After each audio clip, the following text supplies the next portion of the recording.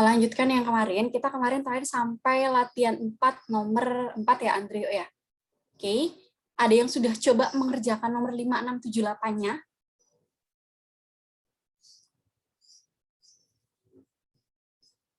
Nomor 5 dulu deh, ada yang mungkin sudah coba mengerjakan nomor 5, kita sambil bawa ke print. Ada yang sudah coba mengerjakan nomor 5 kah?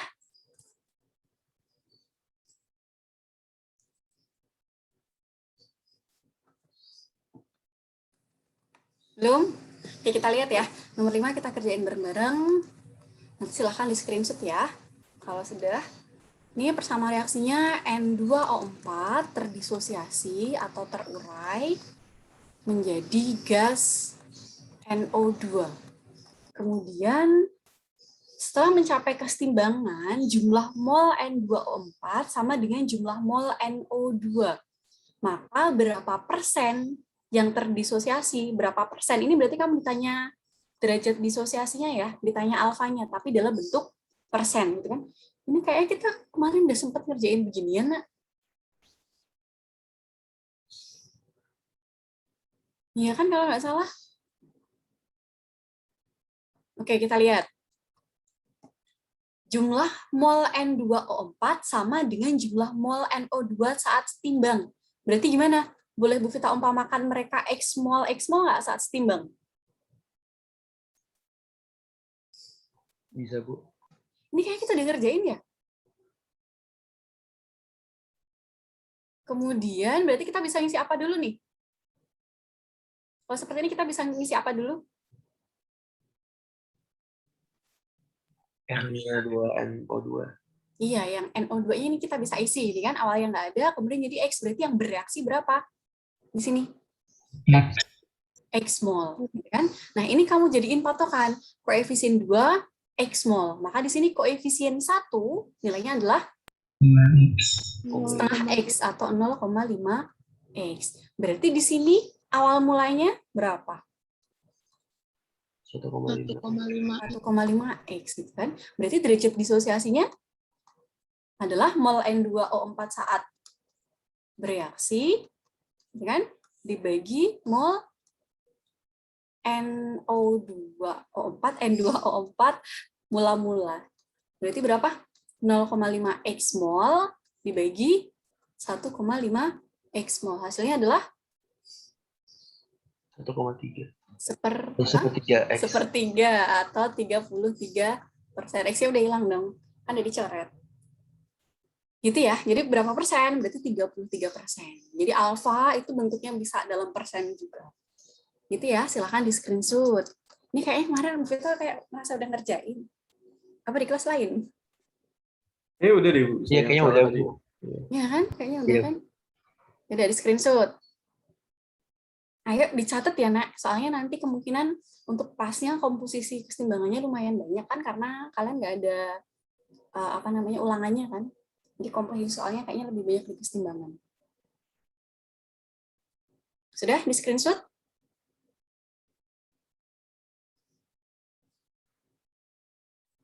Sudah ya? Kita lanjut ya. Kita lanjut ke nomor 6.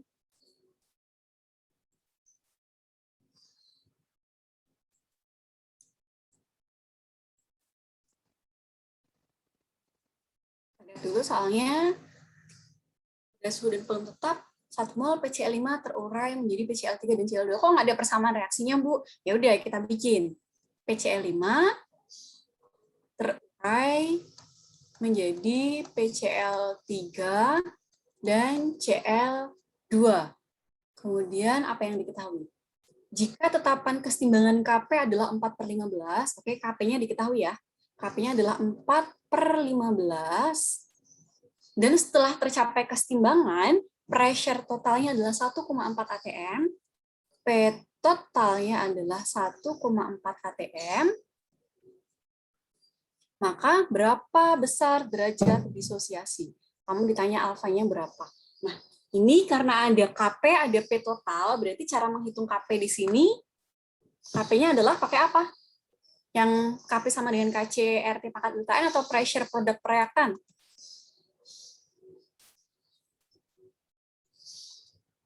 Kemarin yang Bu Vita bilang, Bu, KP itu nanti kita sebenarnya hitungnya pakai apa sih? Gitu kan?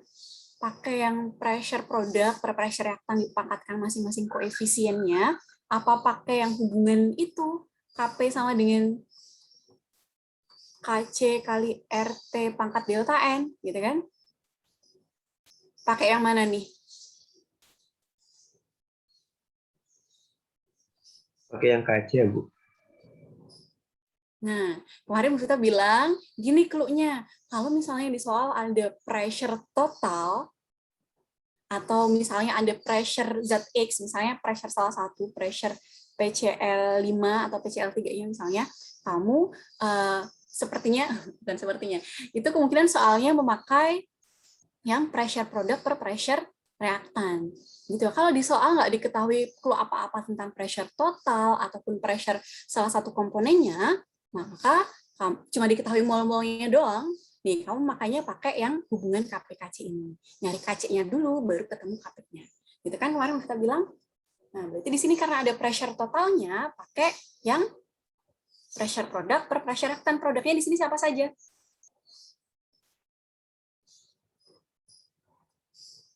Produknya siapa?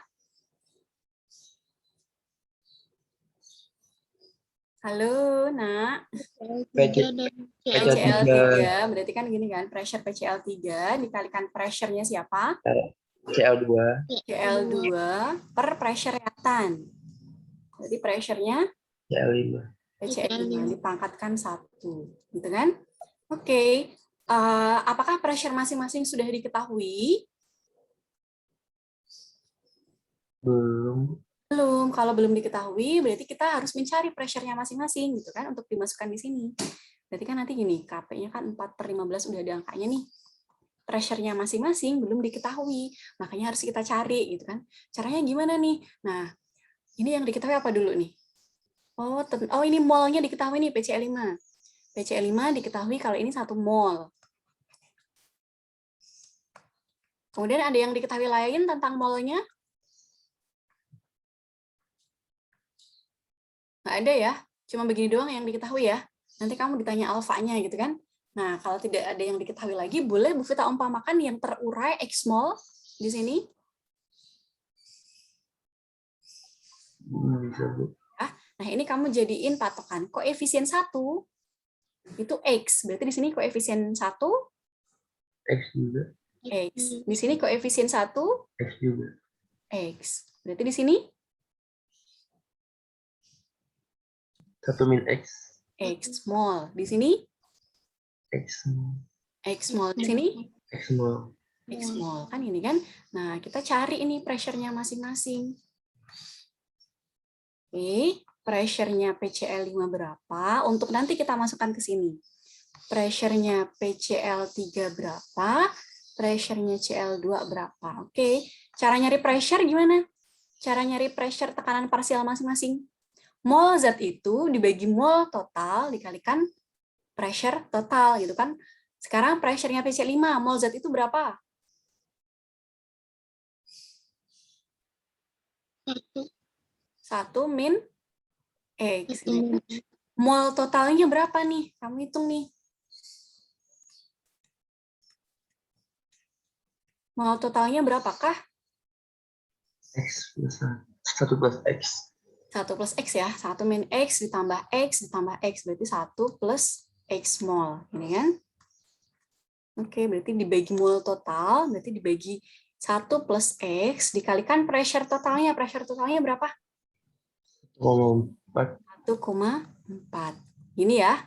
Oke, sekarang yang pressure PCl3 berarti mol Z itu X per 1 plus X. 1 plus X dikalikan 1,4. Pressure-nya Cl2 X per 1 plus X. Sama ya, 1 plus X dikalikan 1,4. Nah, ini nih kamu masukkan ke sebelah sini. Paham ya? Nanti akan ketemu si X-nya berapa. Oke, kita masukkan pressure-nya PCl3. Di situ adalah X dikalikan dibagi 1 plus X dikalikan 1,4. Ini ya. PCl2 juga sama, X per 1 plus X dikalikan 1,4 dibagi pressure PCl5. 1 min X per 1 plus X dikalikan 1,4. Coret yang bisa dicoret, apa yang bisa dicoret di sini? Apa yang bisa dicoret? 1,4. Oke, 1,4 bisa kita hilangin ya. Kemudian apa lagi? 1 plus X. 1 plus X-nya yang ini nih, salah satu bisa kita hilangin gini kan? Hmm. Oke, itu doang kan yang bisa dicoret? Ada yang lain nggak? Enggak ada. Oke, berarti ini yang atas kita kalikan, X dikalikan ini yang di dalam kurung, berarti X kuadrat Kuadrat dikali dikali 1,4 X. 1,4. Ya kan ini dikalikan kan X kuadrat dikalikan 1,4 per 1 plus X, kemudian diper lagi 1 min X. Ini kan? Nah, ini pokoknya tinggal mengandalkan kemampuan matematisnya ya. Kimianya udah selesai nih. Ini gimana nih kalau seperti ini nih? Berarti 4/15 sama dengan 1,4 X kuadrat, sama aja ya, per 1 plus X dikalikan 1 min X. Gini nggak? Ya kan? Nah, masih ingat kalau di matematika kalau ada A plus B dikalikan A min B jadi apa dia?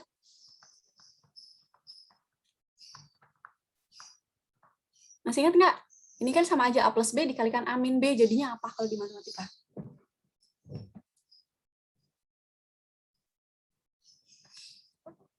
A plus B. A kuadrat min B kuadrat. Iya, bener. Jadi A kuadrat min B kuadrat kan? Ya udah sama nih. Berarti ini jadi apa? 1 plus X dikalikan 1 min X. Berarti jadi apa?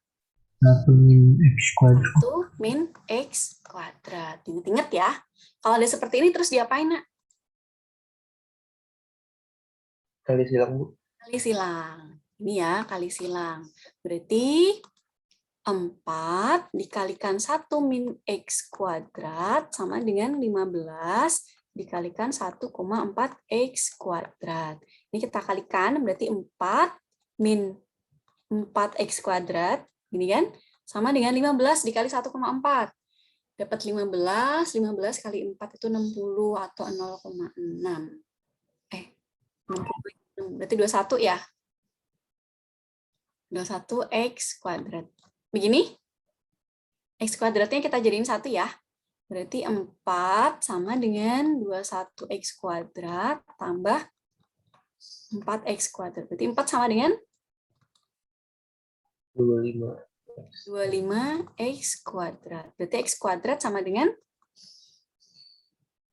4/25. Berarti X sama dengan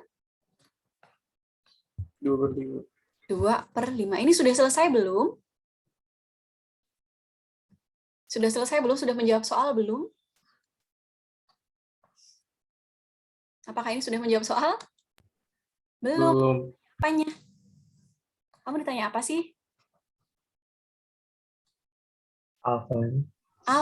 Alfa itu adalah mol PCl5 yang bereaksi, berarti ini X dibagi mol mula-mulanya, dibagi 1, gitu kan. Ini kebetulan 1 mol mula-mulanya, jadi hasilnya sama saja. Berarti X dibagi 1. Berarti 2/5 dibagi 1. Hasilnya adalah 2/5 atau 40% atau 0,4. Paham atau bingung ya? Panjang ya, walaupun hanya ditanya derajat disosiasi, tapi panjang ternyata.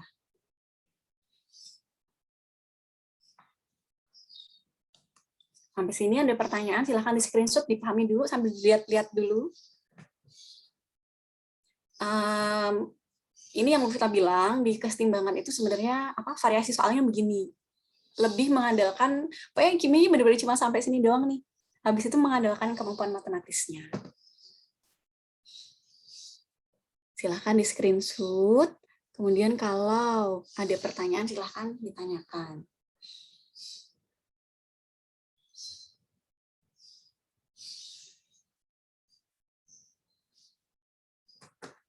Ada yang mau ditanyakan sampai sini?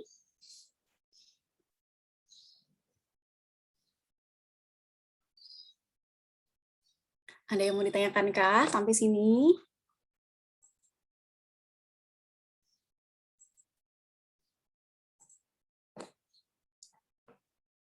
Ya. Ya, aman ya, silahkan sudah di screenshot kah? Sudah ya. Bu Vita berlanjut ke nomor 7 dan 8. Kita lanjut ke nomor 7.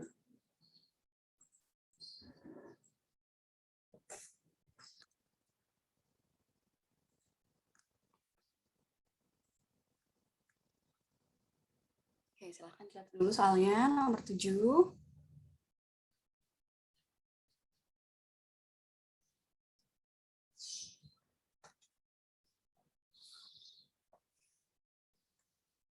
Oke, kita lihat ya. Persamaan reaksinya adalah PCl5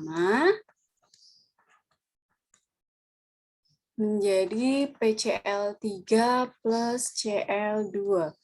Pada suhu 760 Kelvin, pada 1 liter, Kc-nya nilainya adalah 0,05.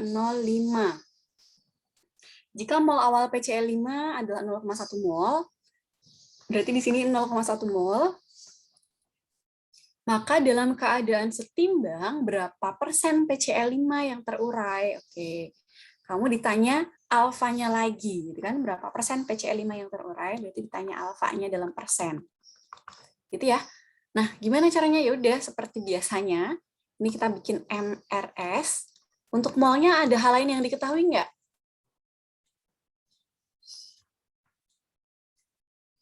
Untuk molnya ada hal lain yang diketahui kah? Nggak ada, Bu. Ada ya, berarti sama kayak sebelumnya. Untuk yang terurai, boleh kita umpamakan X. Boleh, Bu. Ya, oke ini. Ini persamaan reaksinya dari tadi sama ya, begini-begini terus ya. Oke, ini koefisien 1, X. Jadiin patokan. Berarti di sini koefisien berapa? 1 juga. Jadi Di X. sini X.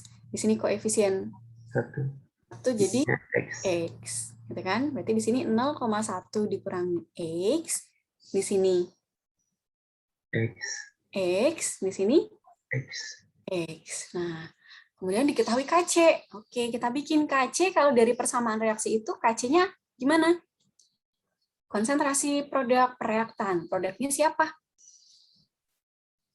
PCl3. Oke, berarti konsentrasi PCl3 pangkat 1. 1 dikalikan Konsentrasi Cl2. Cl2 pangkat 1. 1 dibagi Konsentrasi PCl5. konsentrasi PCl5 pangkat 1, gitu kan? Kc-nya sudah ada di soal 0,05. Kemudian PCl3-nya berapa?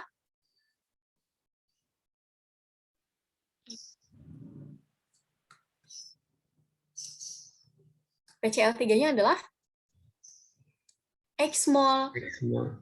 Tapi ingat, masih harus dibagi dengan volume. Ini kebetulan volumenya 1 sih. Tapi kita tulis ya, biar kalian ngeh kalau itu harus dibagi volume. Karena ini konsentrasi, molar.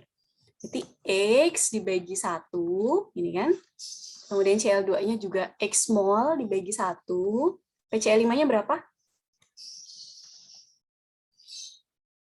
0,1 min X per 1, gitu ya. Oke, ini satunya sebenarnya nggak efek, tapi biar kalian ngeh kalau ini mol itu masih harus dibagi volume, karena ini yang dimasukkan di sini adalah angka molaritas. Oke, berarti ini sama saja 0,05 sama dengan X kuadrat per 0,1 min X. Gini kan? Nah, ini sebenarnya sampai sini juga udah selesai nih kimianya, tinggal matematikanya. Gimana nih? Berarti gini kan, kita pindah ya. 0,05 dikalikan 0,1 min X sama dengan X kuadrat. Ini kita kalikan. Ini hasilnya berapa?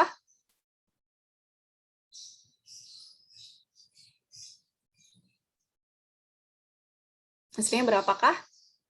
0,005. 0,005 dikurangi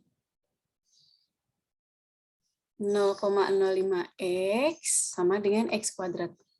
Oke, ini pakai persamaan kuadrat. Kalau di matematika masih ingat nggak? Ini di kelas 10 apa di SMP ya? Persamaan kuadrat ini. Ini gimana caranya? Yaudah kita jadiin 1 dulu ya, biar dia sama dengan 0. Berarti kalau kita jadiin 1 gimana nih?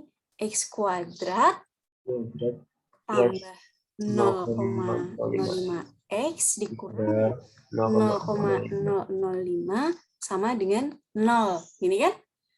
Kalau misalnya susah pakai koma, kamu ilangin komanya dengan cara diapain? Bilangin biar nggak ribet, kalau di komanya kan aduh ngeribetin gitu. Diapain nih biar hilang komanya?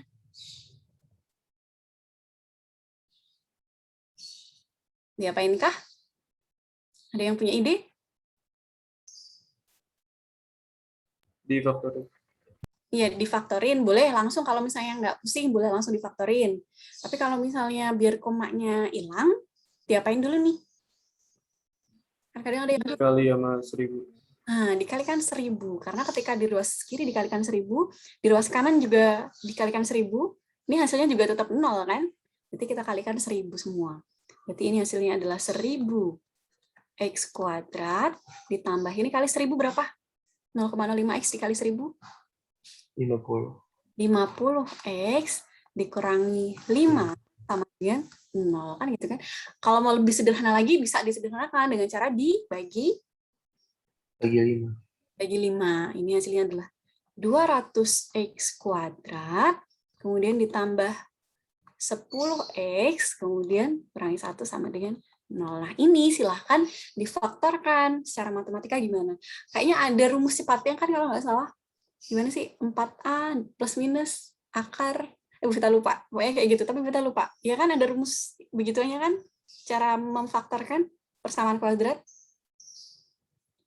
Nah, tapi kalau lupa, ini caranya gimana nih? Masih ingat nggak? Cara ngefaktorin gimana? Ini berarti 200 dikalikan min 1, itu kan min 200 kan? Min 200. Berapa kali berapa? Kalau dikali itu sama dengan min 200, tapi kalau dia ditambah itu sama dengan, kalau dia ditambah sama dengan 10. angka yang depannya X kan 10. Jadi berapa kali berapa hasilnya min 200, tapi kalau dia dijumlahin hasilnya 10. Gitu kan kalau di matematika. Berapa nih? Min 200 itu berapa kali berapa? Ada yang 20 kali 10. 10 kali berapa? 20. 10 kali 20. Oke, tapi ini min ya. Yang min yang 10-nya atau 20-nya?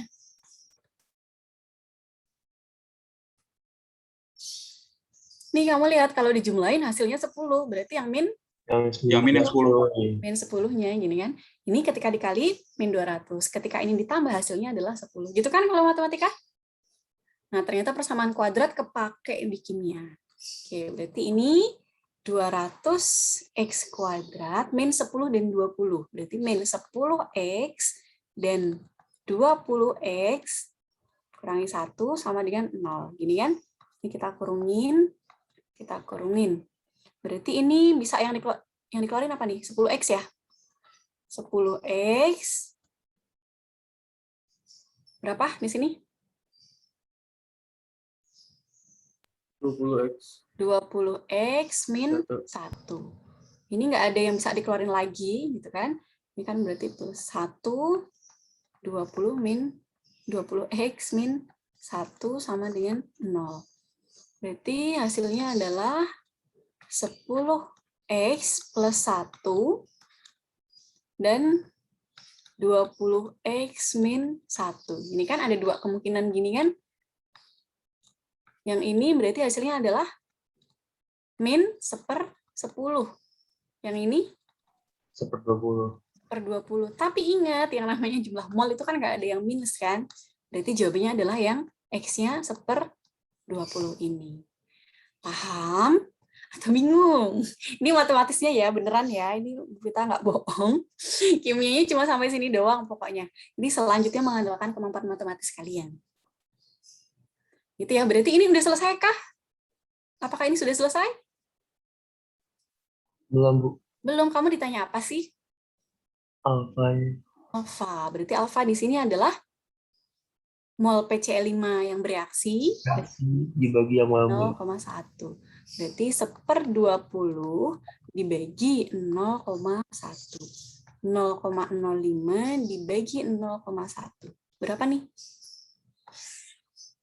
Sama aja 0,5 gitu kan? Sama aja berapa persen?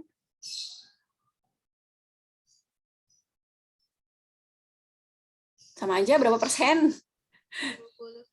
50%. Pagi-pagi masih ngantuk ya. Ini ya jawabannya. Jadi berapa persen? 50%.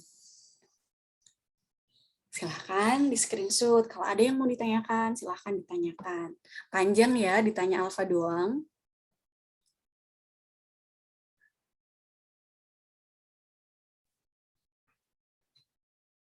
Pokoknya benar ya untuk kesetimbangan, karena harus perbanyak latihan soalnya. Karena kesetimbangan ini juga lumayan sering keluar di SBMPTN. 1 atau 2 nomor kesetimbangan itu mesti keluar dari tahun ke tahun. Yang jarang keluar itu hidrokarbon, itu jarang. Termokimia juga lumayan sering keluar. Laju reaksi juga, tapi kalau kesetimbangan ini dari tahun ke tahun selalu ada. 1 atau 2 soal mesti ada soal kesetimbangan. Sudah di screenshot.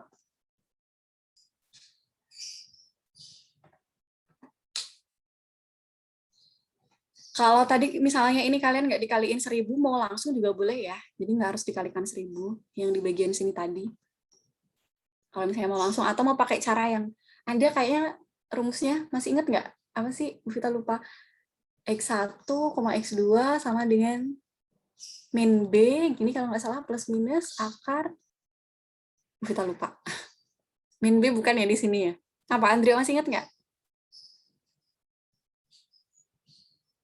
B kuadrat min 4AC. B kuadrat min 4AC. Di sini Per benar. 2A. Di sini Itu benar. min B. Oh, per 2A. Ini ya. Oke, bisa pakai rumus ini. Ini di kelas 10 apa kelas 9 SMP? Kelas 9 ya. Kelas 9. Oke, boleh mau pakai cara ini juga boleh. Jadi angka yang nempel di X kuadratnya itu A, angka yang nempel di X-nya itu B, angka yang Anda ada X-nya itu C, gitu kan. Gitu ya. Sudah di screenshot kah? Sudah ya. Kita lanjut ke nomor terakhir, nomor 8.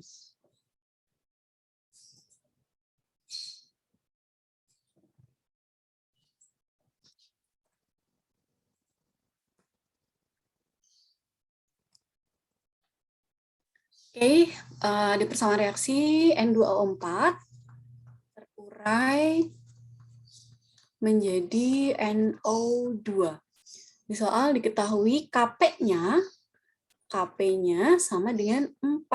Kemudian derajat disosiasinya atau alfanya sama dengan 0,5. Kamu ditanya P total. P totalnya berapa? Pressure totalnya. Oke, berarti nanti mesti kita akan memasukkan KP sama dengan pressure produk per pressure reaktan gitu ya.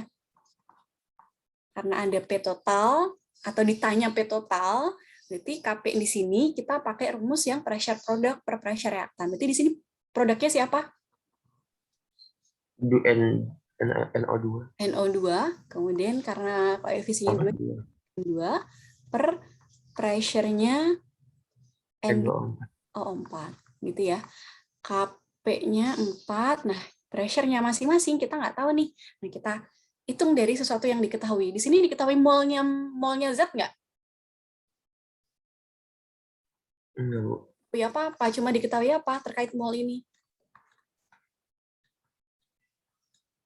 Cuma diketahui alfanya, derajat disosiasinya 0,5 gitu kan. Terus gimana? Oke, boleh kita umpamakan mol mula-mula N2O4 itu X mol? Bisa, Bu. Boleh ya. Ini X mol. Nah, kalau derajat disosiasinya 0,5, berarti yang bereaksi di sini berapa? Setengah X. Iya, 0,5x. Kan alfa dikalikan mula-mula 0,5 dikalikan x, berarti 0,5x kan gitu kan? Paham ya sampai sini ya? Nah, ini jadiin patokan. Koefisien 1, 0,5x. Berarti di sini koefisien 2, X. x. Gitu ya. Oke, berarti di sini berapa saat setimbang? 0,5X. 0,5x. Di sini? X. X gitu ya. Nah, kita cari pressure-nya masing-masing. Kita cari pressure-nya N2O4 dan pressure-nya NO2. Oke, mol Z itu dibagi mol total. Mol Z itu berapa? 0,5X. 0,5x dibagi mol totalnya berapa? 0,5X. Iya, 0,5x ditambah 1x, berarti 1,5x mol. Ini ya, berarti dibagi 1,5x dikalikan pressure total yang ditanya. Begini kan, berarti ini sama saja kalau kita sederhanakan 0,5 per 1,5 itu sama saja 5/15, sama saja 1/3 3. kali P total. Ini ya, ini nanti yang kita masukin ke sini. Kemudian pressure-nya NO2 berarti X per 1,5X. 1,5x dikalikan P total. 1 per 1,5 sama saja 10/15 sama saja 2/3. ya 2/3 P total. Nah, ini kita masukin ke sini, kita bawa ke sini nih. Berarti pressure-nya NO2 itu kan 2/3 dikalikan P total. Jadi ini dikuadratin, dibagi N2O4. Oke, dibagi N2O4, berapa tuh? 1/3 kali P total. Oke, biar enak kita uraiin aja. Berarti ini sama saja 2/3 kali P total. 2/3 kali P total dibagi 1/3 P total. Coret yang bisa dicoret apa di sini?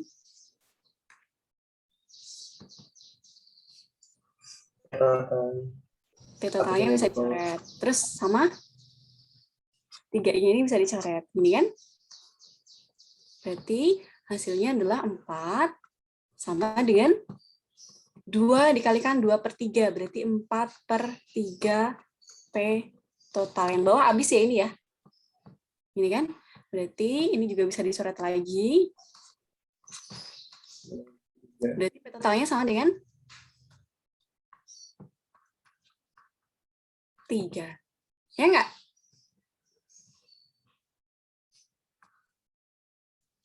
Oke, silahkan di-screenshot dulu. Kita absen dulu ya. Kalau belum absen, silahkan dipahami dulu.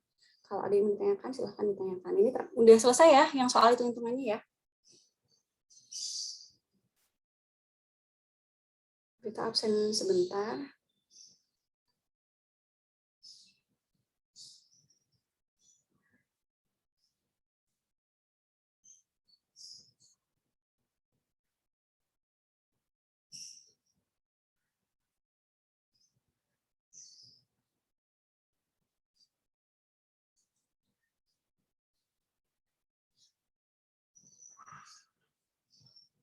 Silahkan kalau ada yang mau ditanyakan.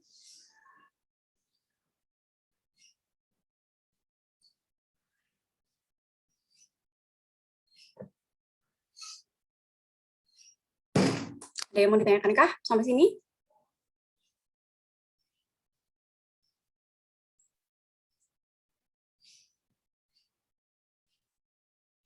Sudah di screenshot?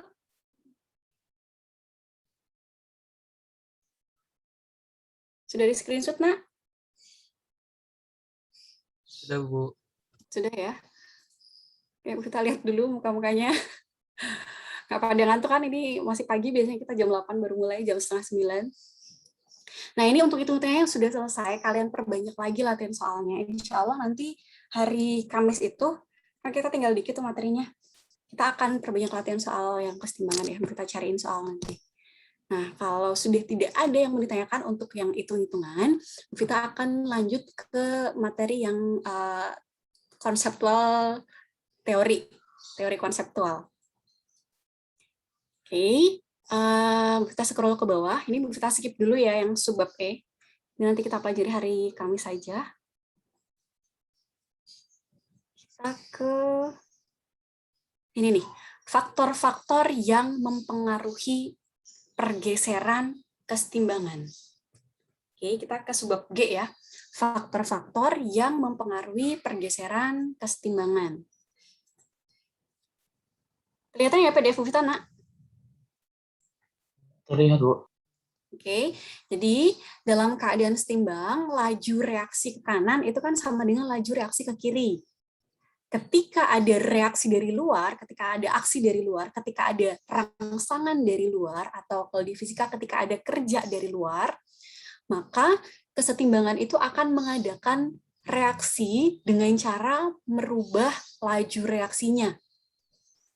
Entah yang dirubah laju reaksi ke kanan atau laju reaksi ke kirinya. Nah, perubahan laju reaksi inilah yang kita sebut sebagai pergeseran kesetimbangan. Gitu ya. Jadi pergeseran kesetimbangan adalah perubahan pada sistem kesetimbangan, perubahan laju reaksi pada sistem kesetimbangan yang disebabkan oleh aksi dari luar, yang disebabkan oleh rangsangan atau kerja dari luar. Nah, apa saja aksi-aksi atau kerja atau rangsangan yang dapat mempengaruhi pergeseran kesetimbangan ini?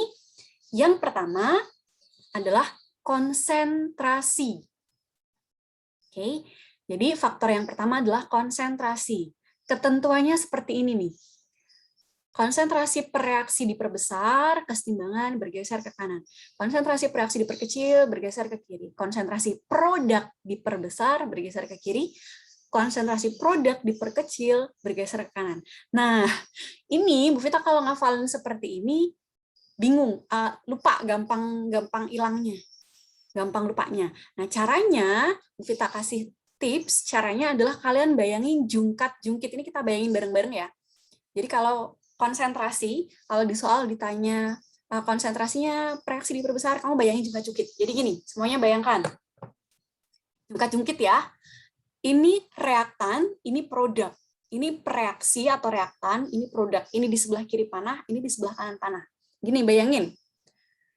Ketika, di sini aja deh, kita stop share dulu. Oke, bayangin jungkat-jungkit, ini zat di kiri panah, atau reaksi atau reaktan, ini produk. Atau zat di kanan panah, kalian bayangin jungkat-jungkit. Ketika reaksinya, konsentrasinya diperbesar, oke, konsentrasi reaksinya diperbesar, berarti nambah berat nih reaksinya. Berarti dia akan jomplang begini. Ya enggak? Biar setimbang, biar keadaannya setimbang lagi, maka reaksi itu geser kemana? Kanan apa kiri? Kanan. Kalian bayangin ya. Harus bisa membayangkan. Jangan lihat kita juga, nggak perlu lihat kita juga nggak apa-apa. Jadi misalnya ini reaktan, ini produk. Ketika reaktannya atau reaksinya diperbesar, berarti kan otomatis jomplang tuh. Yang reaktannya lebih berat, ya kan?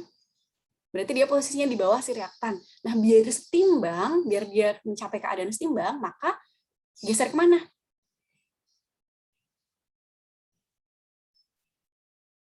Geser ke kanan apa kiri?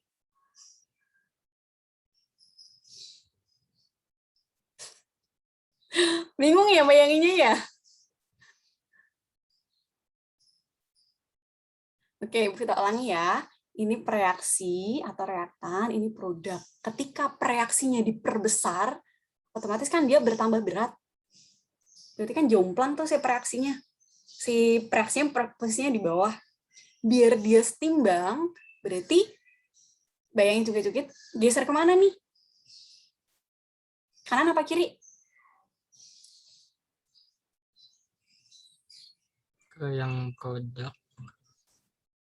Ke yang produk, berarti ke yang kanan. Kita gambarin deh kayaknya pusing. Sebenarnya ini tips aja, tapi kalau tips malah bikin pusing ya jangan dipakai, dihafalin aja yang tadi. Vita ini nih kepen coba atau di sini.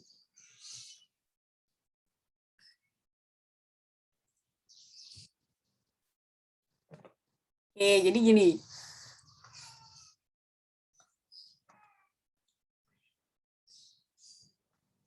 Oke, bayangin jungkat-jungkit. Ini ya, ini jungkat-jungkitnya begini aja. Ini reaktan, atau yang di sebelah kiri panah atau reaksi, ini produk. Ketika reaktannya awalnya kan setimbang gini kan, awalnya setimbang ya. Nah, ketika reaktannya diperbesar, berarti ini nambah nih beratnya nih, nambah gede nih. Berarti kan otomatis dia jomplang ke bawah nih, reaktannya posisinya di bawah. Biar dia setimbang, maka geser kemana? Ke kanan, ke si Oh, produk. iya ke kanan. Jadi orang ini harus geser ke kanan biar setimbang lagi. Gitu ya, ada bayangan ya. Lagi. Sekarang kalau reaktannya diperkecil, jadi segini doang nih. Jadi segini doang kan lebih enteng kan berarti di sininya. Berarti kan jomplang produknya posisinya di bawah. Nah, biar dia setimbang, geser ke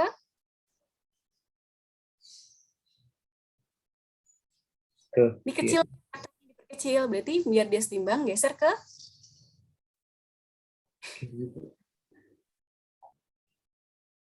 mana, Nak? Kiri. Ke kiri ya. Jadi harus bayangin jungkit. Malah pusing nih bayangin jungkit. Lagi, sekarang yang produk. Produknya dibesarin konsentrasinya. Digedein nih. Bobotnya tambah banyak yang produk. Berarti kan dia jomplang. Jomplang ke kanan tuh. Berarti biar setimbang, geser kemana nih? Ke kiri. Ke kiri. Kiri lagi. Jadi ini geser ke kiri. Biar posisinya setimbang lagi. Ya. Nah, kalau produknya diperkecil, berarti dientengin. Ini jomplangnya kan ke reaktan nih. Reaktannya posisinya lebih berat. Berarti biar setimbang, geser kemana? Ke kanan. Ke kanan. Gitu ya. Jadi 4 ketentuan tadi bisa kamu iniin pakai si jungkat-jungkit. Tapi kalau misalnya pusing bayangin jungkat-jungkit, ya sudah ininya dihafalin aja. Oke, gitu ya. Jadi kalau reaksi diperbesar, kesetimbangan bergeser ke kanan dan seterusnya. Ini bisa dihafalin atau bisa pakai prinsip jungkat-jungkit tadi. Nah, kita lihat contoh soalnya. Nih, contoh soalnya. Ini persamaan reaksi kesetimbangan, kamu ditanya, ke arah mana reaksi akan bergeser jika pada suhu tetap konsentrasi SO2 diperbesar. SO2 berarti di sini ini ya, reaktan ya, zat di sebelah kiri panah ya. Oke. Ini udah ada jawabannya, tapi kamu sambil bayangin jungkit-jungkit boleh. Reaktan diperbesar. Reaktan diperbesar. Berarti kan jomplang ke kiri itu. Jomplang ke kiri. Yang kiri lebih berat. Berarti biar dia setimbang, geser ke Kanan. kanan. Gitu ya. Ini ya udah ada jawabannya sebenarnya, tapi sambil kamu bayangin boleh. Nah, kalau dia geser ke kanan, maka otomatis jumlah mol O2-nya gimana? Ini laju reaksi kanan lebih cepat nih. Berarti jumlah mol O2-nya akan makin berkurang apa bertambah?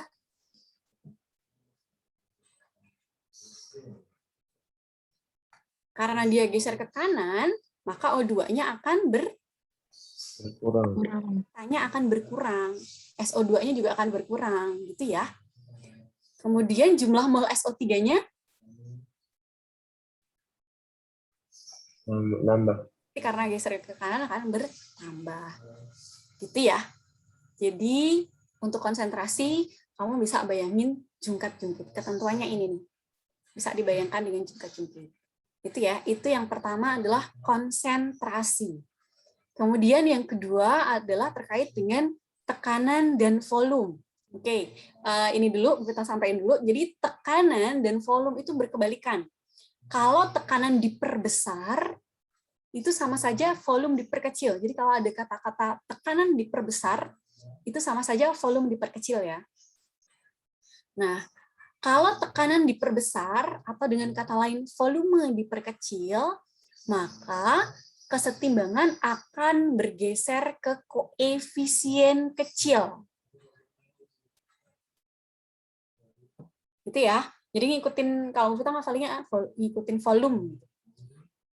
Kalau tekanan diperkecil, atau dengan kata lain volume diperbesar, maka kesetimbangan bergeser ke koefisien besar.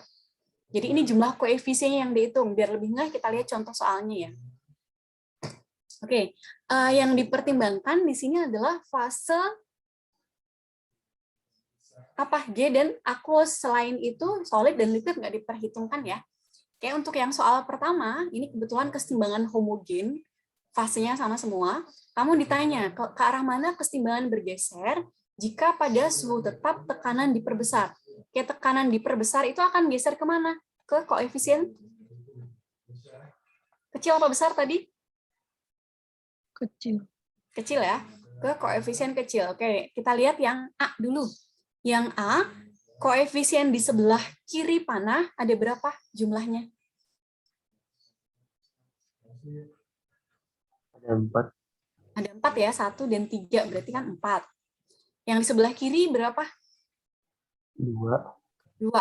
Oke, berarti ketika tekanan diperbesar, geser ke koefisien kecil. Lebih kecil yang kanan apa yang kiri nih koefisiennya? Yang kanan. Yang kanan, Bu. Kanan gitu kan. Berarti otomatis yang A ini ketika tekanan diperbesar akan geser ke Kanan. kanan, karena kanan lebih kecil koefisiennya. Gitu ya. Kemudian yang B. Kamu lihat jumlah koefisien di sebelah kiri ada berapa? Ada 2. 2. Di sebelah kanan? 2 juga. 2 juga. Ketika tekanan diperbesar, karena ini jumlah koefisiennya sama, maka kesetimbangan itu tidak bergeser. Jadi mau tekanan digedein kayak, mau tekanan dikecilin kayak, atau volume diperbesar, diperkecil, dia kesetimbangannya tidak bergeser karena ternyata jumlah koefisien di kiri sama di kanan panah sama. Paham sampai sini? Jadi kalau konsentrasi yang pertama tadi kamu bayangin jungkat-jungkit, yang kedua tekanan atau volume itu kaitannya dengan jumlah koefisien. Gitu ya, lagi ya, kita lihat ya. Contoh di bawahnya masih ada soalnya. Nih, ini udah jawabannya ya di sini ya. Kita lihat yang nomor 2 ini. Kamu lihat, nih persamaan reaksi ini. Kamu ditanya ke arah mana kesetimbangan bergeser jika pada suhu tetap ditambah air. Ditambah air itu artinya diapain sih, Nak? Volumenya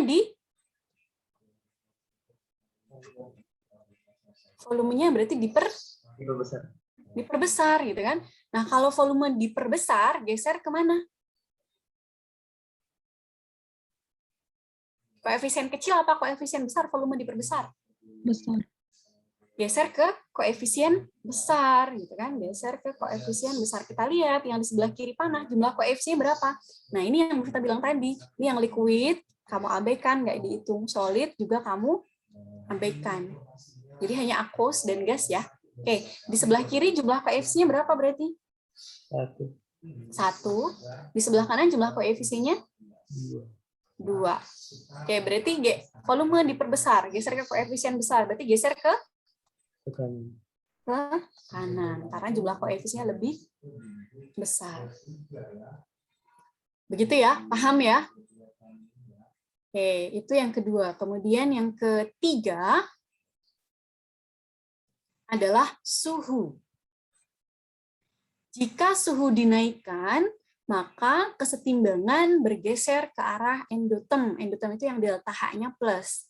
Jika suhu diturunkan, maka kesetimbangan bergeser ke arah exotem. Exotem itu delta H-nya negatif. Nah, yang perlu kamu perhatikan adalah pada reaksi kesetimbangan, kalau di sampingnya ditulis delta H, maka delta H ini adalah delta H untuk reaksi ke kanan. Jadi delta H yang ditulis di samping reaksi kesetimbangan itu adalah delta H untuk reaksi ke kanan. Gitu ya. Artinya ini yang A, reaksi ke kanannya, itu reaksi exotem apa endotem? Reaksi ke kanan.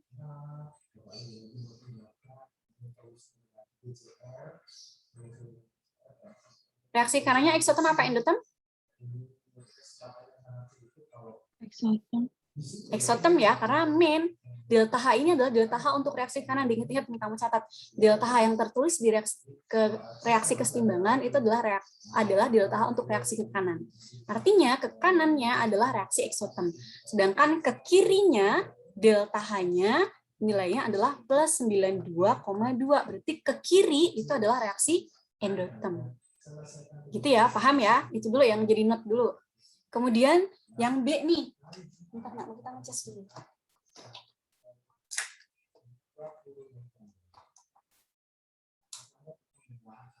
Kemudian yang B, ini berarti ke kanannya reaksi eksotem atau endotem?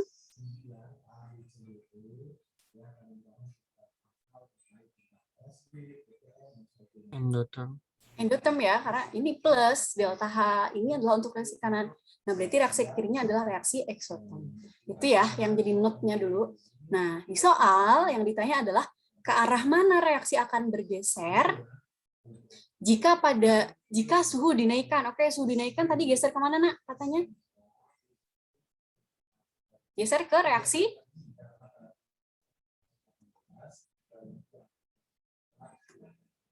tentunya kalau suhu dinaikkan geser ke endotem ya. Nih, kalau suhu dinaikkan dia akan geser ke endotem. Nah, yang A endotemnya yang ke kanan apa yang ke kiri? Ke kiri. Yang ke kiri, berarti yang A ini akan geser ke kiri. Itu ya, paham ya? Karena ke kiri dia endotem. Kalau yang B, yang endotemnya yang mana? Yang kanan. Yang kanan. Ke Berarti, kanan. ya. Jadi ketika sudah dinaikkan, dia akan geser ke kanan. Gitu ya, paham sampai sini? Mudah-mudahan paham ya. Kita coba kerjain latihan soalnya. Jadi ada 3 faktor yang mempengaruhi. Ada konsentrasi, kemudian ada tekanan dan volume, serta suhu. Nah, kita kerjain latihan 7-nya singkat aja. Tapi sebelumnya, kalian lihat dulu ya. Kita harus posting ulangan dulu. Di sini kita ngajar kelas 10 soalnya. Kalian lihat dulu latihan 7-nya. Kita posting sebentar.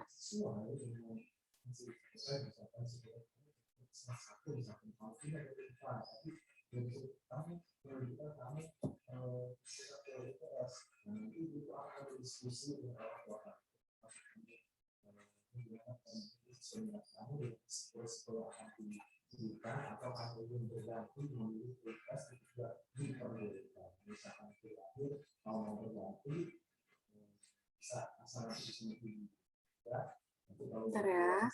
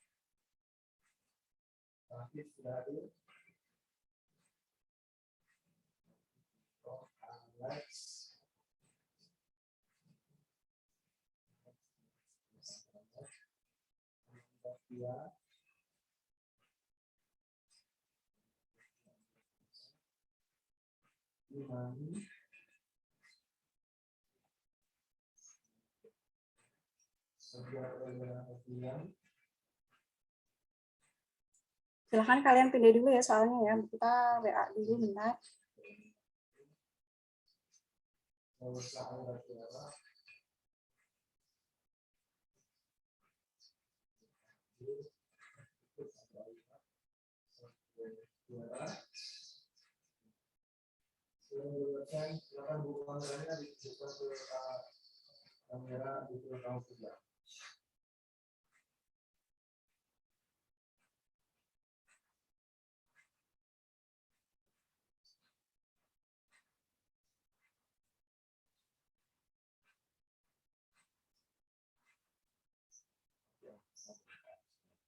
Oke, nah kita minta maaf, kita skip. Kita selesaikan ya, masih ada 6 menit cukup waktunya untuk mengerjakan ini.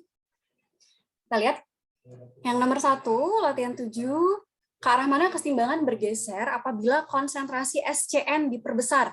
SCN itu reaktan apa produk? Produk. SCN min ini? Oh, reaktan. Reaktan ya? Oke, reaktan diperbesar. Kamu bayangin juga reaktan diperbesar, berarti kan reaktannya lebih berat tuh. Biar setimbang, geser ke Kanan. kanan. Gitu ya, jadi ini geser ke kanan. Lagi, konsentrasi Fe3+ diperbesar. Fe3+ reaktan lagi ya. Ini reaktan, berarti sama kayak yang A. Reaktannya diperbesar, berarti yang reaktan lebih berat. Biar setimbang, berarti geser ke kanan lagi. Yang C, konsentrasi Fe3+ diperkecil. Ini kebalikan dari yang ini ya. Tapi kamu bayangin, sambil bayangin juga. Reaktannya diperkecil. Berarti kan enteng tuh si reaktan. Berarti reaktan posisinya di atas. Biar setimbang, geser ke Kiri. kiri. Gitu ya. Paham ya? Jadi kalau misalnya kadang di soal terkait soal ini, biasanya kalau geser ke kanan gimana cirinya? Ya berarti dia akan tambah merah darah karena si FeSCN2+-nya bertambah banyak kan. Jadi dia akan lebih merah darahnya lebih pekat warnanya. Gitu ya. Oke, lanjut ke nomor 2. Kalian note sendiri ya, kita nggak ngasih pembahasannya ini, cuma gitu saja soalnya. Oke, yang nomor 2, ke arah mana kesetimbangan bergeser bila tekanan diperbesar atau volume diperkecil. Oke, tekanan diperbesar atau dengan kata lain volume diperkecil, geser ke koefisien. Koefisien apa, Nak? Kecil apa besar? Tekanan diperbesar geser ke volume kecil apa volume... Tekanan diperbesar geser ke koefisien kecil apa koefisien besar? Koefisien kecil. Kecil. Ini yang kita bilang tadi, kita ngikutin, ngafalinnya ngikutin volume. Tekanan itu kan berkebalikan sama volume. Terus si ininya ngikutin volume. Oke, geser ke koefisien kecil. Yang A, koefisien di sebelah kiri, berapa? 1. 1. Sebelah kanan? 2. 2. Berarti ini gesernya kemana? Koefisien kecil? Ke kiri. Ke kiri. Gitu ya. Yang B, jumlah koefisiennya berapa ini? 9. 9, yang kanan? 10. 10. Lebih kecil yang kiri, berarti ini geser ke kiri. Kiri lagi. Gitu ya. Oke, ini nomor 2. Kita lanjut ke nomor 3. Ke arah mana kesetimbangan bergeser jika suhu dinaikkan? Suhu dinaikkan geser ke eksoterm apa endoterm? Endoterm. Endoterm. Oke, kita lihat yang A. Yang A, yang ke kanan endoterm apa eksoterm? Eksoterm. Eksoterm. Lihat, jadi delta H ini adalah delta H untuk ke kanan. Berarti yang ke kanan ini eksoterm, yang ke kiri endoterm. Berarti geser kemana? Geser ke kiri. Ke kiri. Gitu ya. Kemudian yang B, delta H-nya plus 53. Berarti ini delta H ke kanan ya. Ke kanannya berarti endoterm, ke kirinya eksoterm. Berarti ketika suhu dinaikkan geser ke Kanan. kanan. Gitu ya, paham ya? Oke, terakhir, soal terakhir, nomor 4. Ini kita lihat. Suatu reaksi ini saat setimbang dengan temperatur T1, ketika temperatur diubah menjadi T2, ternyata jumlah mol gas X-nya bertambah. Jumlah mol gas X bertambah. X itu yang di sebelah kiri panah ya. Berarti artinya kalau jumlah mol X-nya nambah, reaksi itu geser ke kanan atau ke kiri? Ke kiri. Ke kiri ya, karena jumlah mol gas X-nya bertambah. Kan kalau misalnya ke kanan ya reaktannya itu berkurang, produknya bertambah gitu kan. Tapi kok ini malah yang reaktannya bertambah gitu kan. Berarti ini artinya reaksi kesetimbangan ini bergeser ke kiri. Itu ya yang jadi clue ya. Nah, kamu ditanya, jelaskan mana yang lebih besar, T1 atau T2. Nah, kamu lihat dari delta H sini. Min A itu adalah untuk reaksi ke kanan. Ke kanan artinya eksoterm apa endoterm? Exo. Ekso karena main. Berarti ke kirinya Endo. endoterm. Gitu kan? Nah, mana yang lebih tinggi suhunya? Nah, ini reaksi ini ke kiri karena dia endoterm. Berarti kira-kira suhunya dinaikkan apa diturunkan dari T1? Berarti T2-nya lebih besar apa lebih kecil? Kalau dia geser ke kiri, yang mana kiri? Lebih besar. Iya, berarti T2 lebih besar dari T1. Artinya ini suhunya dinaikkan. Gitu ya, suhu dinaikkan dari suhu awalnya. Paham sampai sini? Atau pusing? Oke, mungkin sampai sini ada yang mau ditanyakan? Ada yang mau ditanyakan kah?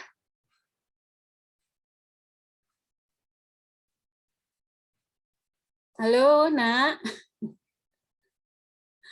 Enggak ya, mudah-mudahan aman ya, pada diam semua ya. Jadi ini yang kita pelajari hari ini, kita hanya menyelesaikan soal latihan berapa tadi, yang terkait derajat disosiasi dan faktor-faktor yang mempengaruhi kesetimbangan. Nah ini juga dipelajari ya, walaupun ini teori atau konseptual, tapi ini juga mesti keluar kalau di soal kesetimbangan itu. Faktor-faktor yang mempengaruhi pergeseran kesetimbangan mesti keluar. Jadi yang masih belum paham, diulangi lagi, dipelajari lagi tadi apa yang kita jelaskan, apa yang kita kerjain, dipelajari lagi. Gitu ya. Ya sudah, kalau sudah tidak ada yang menanyakan, cukup untuk hari ini. Habis ini Ibu, ya. maaf, dari MIPA 8 ada yang izin mengikuti sidang umum MPK ya, Bu? Oh iya, ini nih. Ini siapa nih? Kita baru baca chatnya. Siapa ini? Kok nggak kelihatan namanya? Andika ya? Siapa sih, Nak? Adi, Bu. Oh, Adi. Oke. Oke. Oke, silahkan Adi. Adi saja? Untuk pelajaran Ibu, iya. Oke. Ya sudah, cukup untuk hari ini. Habis ini pelajaran siapakah?